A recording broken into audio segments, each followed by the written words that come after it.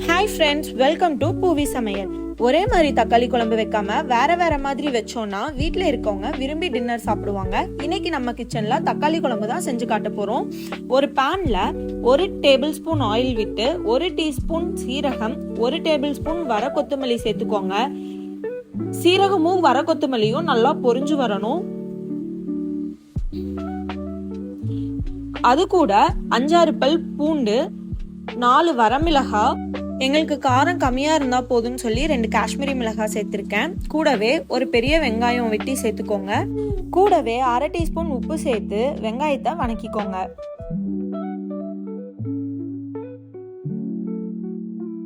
வெங்காயம் நல்லா வணங்கினதுக்கு அப்புறம் 1 டீஸ்பூன் கசகசா, 1 டீஸ்பூன் பொட்டுக்கடலை சேர்த்து ஒரு வணக்கிட்டு 4 சில்லு தேங்காய் சேர்த்துக்கோங்க.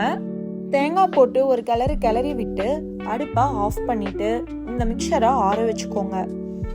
அடுத்து இன்னொரு பேன்ல 5 தக்காளி, சின்ன சைஸ் தக்காளினா 5 தக்காளி, பெரிய சைஸ் தக்காளினா 4 தக்காளி போட்டுக்கோங்க. கூடவே 1/2 டீஸ்பூன் எண்ணெய், 1/2 டீஸ்பூன் உப்பு சேர்த்து தக்காளி நல்லா வேகணுங்க, நல்லா வணங்கி வரணும். எவ்வளோக்கு எவ்வளோ தக்காளி வணக்குறோமோ அவ்வளோ டேஸ்ட் வருங்க குழம்பு. நல்லா சோற வணக்கி எடுத்துக்கோங்க.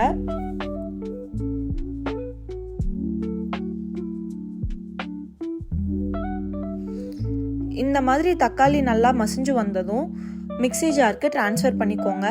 ஆற வச்ச தக்காளியையும் ஃபர்ஸ்ட் வணக்கி வச்ச அந்த மிக்சரையும் சேர்த்து தேவையான அளவு தண்ணி சேர்த்து அரைச்சி எடுத்துக்கோங்க.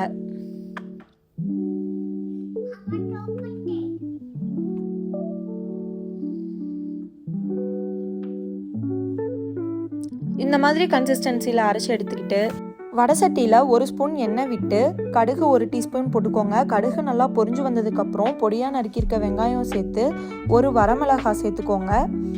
உங்கள் காரத்துக்கு ஏற்ற மாதிரி மிளகாய் சேர்த்துக்கோங்க. வெங்காயம் வணங்கினதுக்கப்புறம் அரைச்சி வச்சிருக்க விழுதை இதில் சேர்த்துக்கோங்க.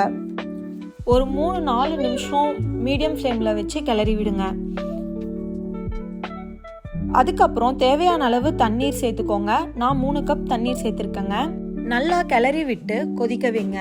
உங்ககிட்ட சின்ன வெங்காயம் இருந்தால் நீங்கள் சின்ன வெங்காயம் யூஸ் பண்ணலாம், இன்னும் டேஸ்ட் சூப்பராக இருக்குங்க.